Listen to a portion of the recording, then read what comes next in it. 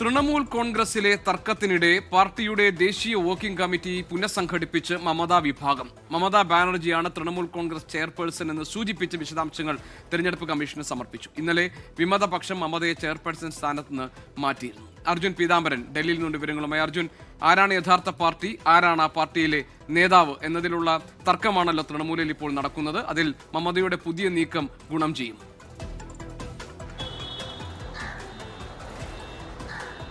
ജി.കെ. വലിയ തരത്തിലുള്ള തർക്കമാണ് TMCയെ സംബന്ധിച്ച് നിലവിൽ മുന്നോട്ട് പോയിക്കൊണ്ടിരിക്കുന്നത്. ഇന്നലെ മമതാ ബാനർജിയുടെ നേതൃത്വത്തിലുള്ള ആ ഒരു പാർട്ടിയെ തന്നെ വെല്ലുവിളിച്ച്, അല്ലെങ്കിൽ മമതാ ബാനർജിയുടെ നേതൃത്വത്തെ തന്നെ വെല്ലുവിളിച്ചുകൊണ്ടായിരുന്നു മുതിർന്ന MLA ആയിട്ടുള്ള അരൂപ് റോയെ പാർട്ടിയുടെ ചെയർപേഴ്സണായി നിയമിച്ചുകൊണ്ട് വിമതപക്ഷത്തിന്റെ ഒരു നീക്കം ഉണ്ടായത്. എന്നാൽ അതിനു മുന്നേ തന്നെ നിലവിൽ തിരഞ്ഞെടുപ്പ് കമ്മീഷന് ഈ മമതാപക്ഷം സമർപ്പിച്ച കത്തിൽ 20-ാം തീയതി തന്നെ ഈ വർക്കിംഗ് കമ്മിറ്റിയും അതുപോലെ തന്നെ ഭാരവാഹികളെയും പുനഃസംഘടിപ്പിച്ചു എന്നുള്ളൊരു കാര്യം വ്യക്തമാക്കുന്നുണ്ട്.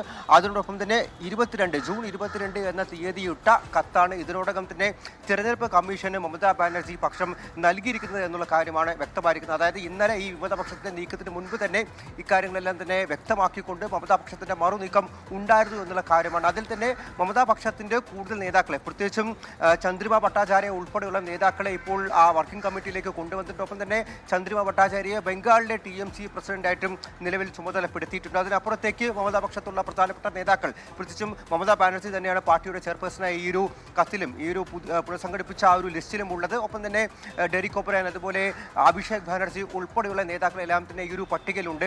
ഒരു തരത്തിലും പാർട്ടിയുടെ നേതൃത്വം തന്റെ കയ്യിൽ നിന്നും തന്റെ പക്ഷത്തു നിന്നും വിട്ടുപോകരുത് എന്നുള്ള കാര്യം വ്യക്തമാക്കിക്കൊണ്ട്, അല്ലെങ്കിൽ ആ നീക്കം തന്നെയാണ് മമതാ പക്ഷത്തിന്റെ ഭാഗത്തു നിന്നും ഉണ്ടായിരിക്കുന്നത്. ജി.കെ.